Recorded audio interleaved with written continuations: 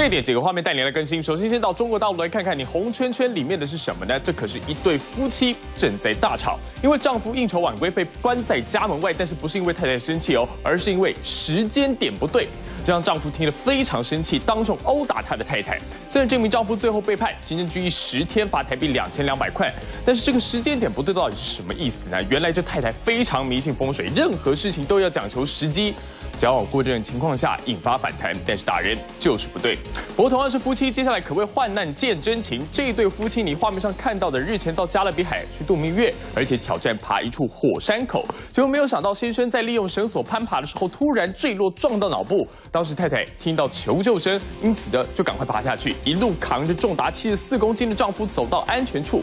事后这2个人成功脱困。而另外呢，英国有一名65岁的老翁啊，为了孙子的梦想呢，居然花了8个月的时间，独自一个人在距离他家50公尺的地方打造了一栋树屋。你爬到上头呢，就像你现在画面上看到的，还可以眺望威尔士的山脉。这前前后后花了32万台币买材料，现在这栋树屋反而也成了家人的聚会场所。而接下来这个画面同样也是长辈，但难道也是自制的吗？这一名老翁你可以看到，他坐在2颗轮子的座椅上面，前方有一部看起来像机器人的东西带着他往前走，而且这个头部机器人你仔细看，看起来就像是一只龙，就这样带着老翁往前走，让部分网友笑称说：难道他是龙骑士吗？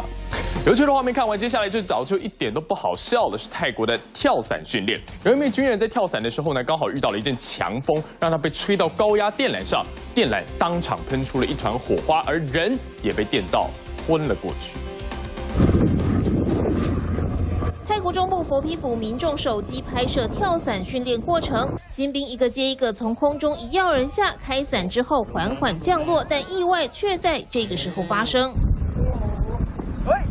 快要接近地面时，突然爆出一团火花，原来是其中一名新兵降落时遇到一阵强风，方向改变，失去控制，撞上营地旁边的高压电缆，当场被电到不省人事，只能挂在上面等待救援。今年3月也发生过巴西伞兵被强风吹进民宅里的意外，总共造成3人受伤，所幸伤势都没有大碍。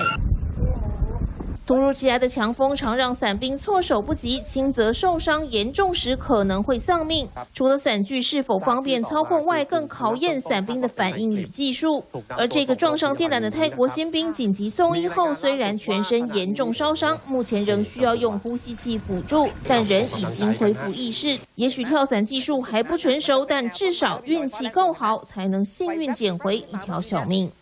365报道。